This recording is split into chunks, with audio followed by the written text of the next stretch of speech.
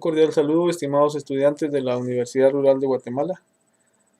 Es un gusto volver a estar aquí con ustedes en esta oportunidad desarrollando el curso de Introducción a las Ciencias de la Vida. El código del curso es el FE 408 y esta semana estamos desarrollando el contenido de la sesión número 9.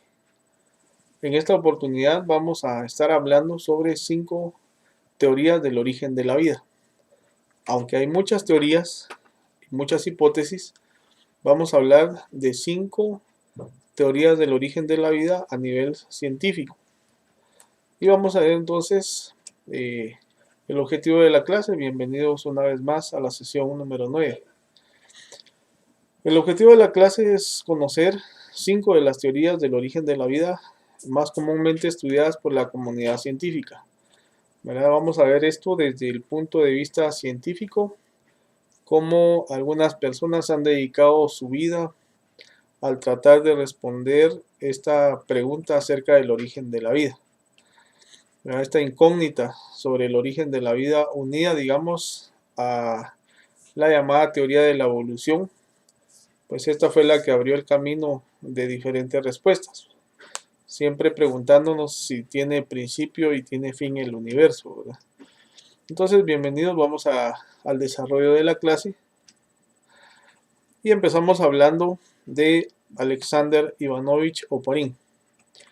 Como ustedes pueden ver ahí en la diapositiva, Alexander Oparin, más conocido por ese apellido, Oparin, fue un biólogo y también fue un estudioso de la química. Entonces, como ustedes se han dado cuenta, en lo que hemos venido desarrollando, casi todas estas personas estudiosas de la biogénesis han sido químicos o bioquímicos, ¿verdad? Y la mayoría de ellos también han sido alemanes o han sido rusos, aunque también hay americanos, pero es más común que todas estas personas que han estudiado los orígenes de la vida sean rusos o sean alemanes.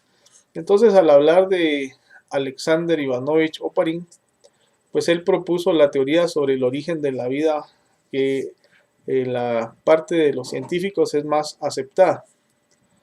Lo que hizo él fue hipotetizar, digamos, sobre el origen de la vida en la Tierra, y lo hizo a partir de algo que él maneja muy bien o manejaba muy bien, como es la química y la bioquímica, ¿verdad? Entonces lo que hizo fue hipotetizar sobre el origen de la vida en la Tierra a partir de la evolución química y gradual de las moléculas basadas en carbono. Una hipótesis que llamó el caldo primordial y que aún pues hoy es considerada la hipótesis más correcta y válida, capaz de explicar el origen de la vida en nuestro planeta. Entonces, uno de los estudiosos de las teorías del origen de la vida, Alexander Oparin, y como lo dije hace un momento, fue un biólogo y fue un químico soviético que realizó importantes avances con respecto al origen de la vida aquí en el planeta Tierra. Y en la teoría del origen de la vida de Oparin, pues fue una de las teorías que se propusieron a mediados del siglo XX, ¿verdad? Para intentar siempre responder a esa pregunta que nos venimos haciendo desde la clase número 7, ¿cómo surgió la vida? ¿Verdad? Después de haber sido rechazada la teoría de la generación espontánea. Entonces, gracias a sus estudios de astronomía, porque también eran grandes observadores de la astronomía, Oparin pues sabía que en la atmósfera del Sol, de Júpiter y de otros cuerpos celestes, pues existen gases como el metano, el hidrógeno y el amoníaco. Pero ya estos gases son sustratos que ofrecen carbono, que ofrecen hidrógeno y también ofrecen nitrógeno, ¿verdad? Los cuales además del oxígeno presente en baja concentración en la atmósfera primitiva y más abundante en el agua, pues fueron materiales de base, digamos, para la evolución de la vida. Entonces él fue Alexander Ivanovich Oparin, ¿verdad? Entonces, más conocido simplemente como Oparin, ¿verdad? Si seguimos avanzando en el desarrollo de esta clase, vamos a ver eh, una de las primeras teorías, que fue la teoría de la fuente hidrotermal. Y como lo tenemos ahí, pues en este caso, pues la teoría de la fuente hidrotermal, ahí tengo la definición de lo que es una grieta o fumarola, digamos, de la definición de lo que es una fuente hidrotermal. Entonces, cuando hablamos de una fuente hidrotermal, pues también algunas veces se le conoce como una ventila hidrotermal, ¿verdad? Que no es más que un respiradero hidrotermal, o algunas veces también le dicen una fumadera, ¿verdad? Un fumadero, ¿verdad? O una fumarola hidrotermal. Tienen un montón de nombres, ¿verdad?, que podemos darle, y dependiendo del contexto, ¿verdad? Pues no es más que una grieta, ¿verdad? O una fumarola en la superficie de un planeta, ¿verdad?, de la cual pues fluye agua geotermalmente caliente, ¿verdad? Aquí en Occidente pues es muy común, digamos, tener aguas termales, digamos, ¿verdad? Pero en este caso son geotermales, ¿verdad? Y las fuentes pues del tipo hidrotermal, ¿verdad?, se encuentran comúnmente en lugares que son volcánicamente activos, ¿verdad? Donde el magma pues está relativamente cerca de la superficie del planeta. Es por eso que lugares como Quetzaltenango, por ejemplo, tienen muchas fuentes hidrotermales, porque tenemos unos 2 o 3 volcanes muy cerca, y por eso en los municipios por ejemplo, de Almolonga, de Sunil, son muy famosos los baños hidrotermales, ¿verdad? Entonces, también, ¿verdad?, los sistemas hidrotermales habrían jugado un papel importante en la evolución temprana, digamos, de la Tierra, la conformación de la biosfera, y en la síntesis, digamos, de los compuestos orgánicos que constituyen, pues, como dice ahí el texto, los ladrillos básicos de la vida. Eso es entonces a lo que se refiere, digamos, cuando hablamos en este caso, pues, de las fuentes hidrotermales. Pero sigamos avanzando. Vamos a hablar ahora de la teoría de Miller y su experimento. Esta teoría de Miller pues es otra de las teorías que tratan de responder la pregunta del origen de la vida. Y en este caso pues el experimento de Miller lo que hace es representar el inicio de la abiogénesis, ¿verdad? Abiogénesis experimental, y pues la primera comprobación de que se pueden formar moléculas orgánicas, digamos, a partir de sustancias inorgánicas, en simples condiciones ambientales adecuadas, o sea, más que todo en trabajo de laboratorio. Y pues esto históricamente, digamos, se llevó a cabo en 1953 por Stanley Miller y también Harold Clayton en la Universidad de Chicago.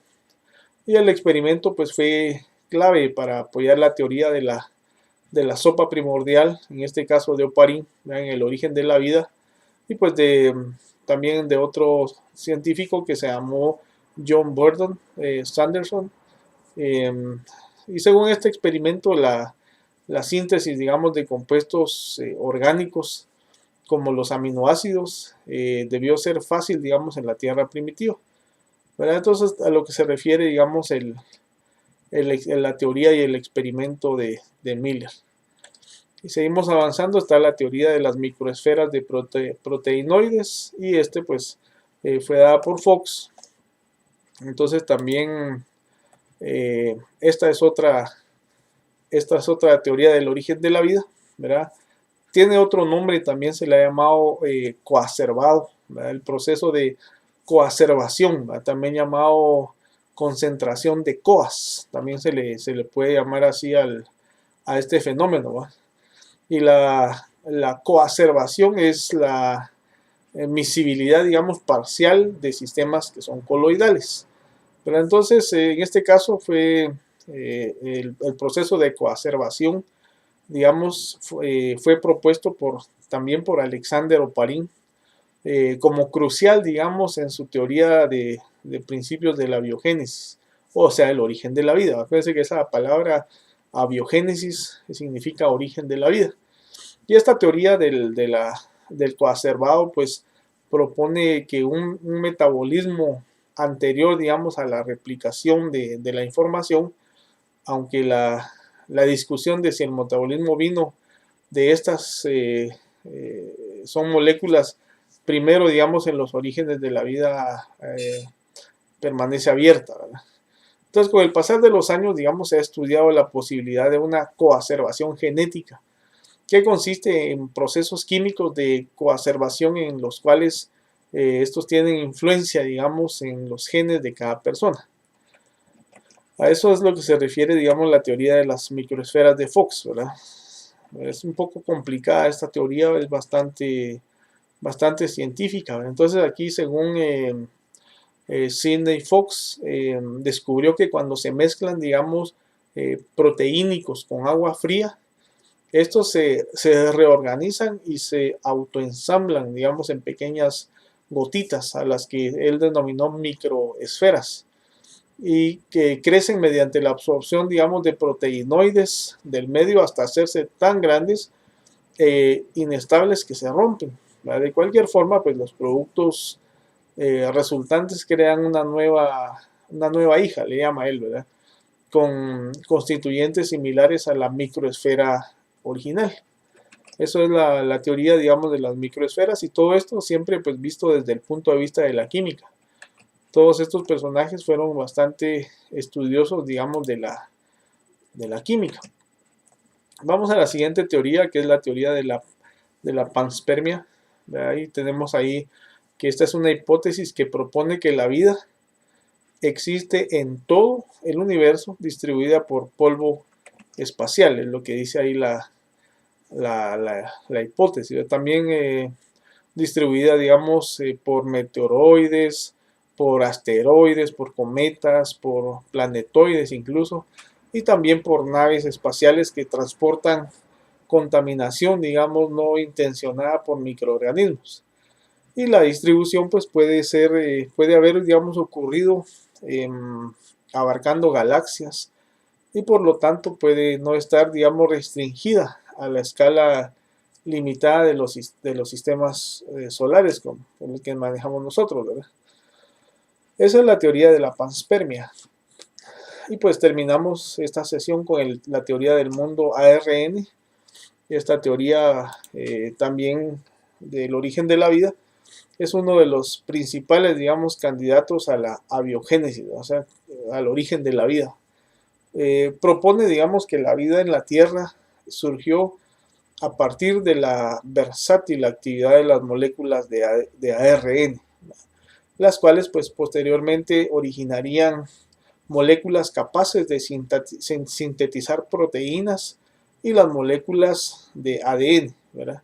Estas moléculas, digamos, al rodearse de liposomas, formarían las primeras células, ¿verdad? Eso es lo que, digamos, nos dice la teoría de la hipótesis del mundo ARN. Pero entonces hay algunas propiedades del ARN, ¿verdad? Que nos pueden dar una idea de la posibilidad, digamos, conceptual de la hipótesis del mundo ARN. Aunque su plausibilidad, digamos, como explicación del origen de la vida se encuentra debatida todavía. Y se sabe que el ARN es un eficiente, digamos, catalizador, y al igual que el ADN, posee la capacidad de almacenar información. Es por eso que en estos tiempos de pandemia pues se ha estado analizando el ARN, porque es capaz también de almacenar información. Antiguamente se estudiaba solamente el ADN, pero gracias a estudios de esto que estamos viviendo, pues se ha estudiado también ya el ARN. Entonces, con esto llegamos ya a la sesión de preguntas, y pues les invito a tratar de contestar de la mejor manera esta ronda de preguntas. Son 5 nada más, y pues espero que les vaya muy bien. Gracias por su atención, y si Dios lo permite, pues nos vemos en una próxima oportunidad. Hasta pronto y muchas gracias.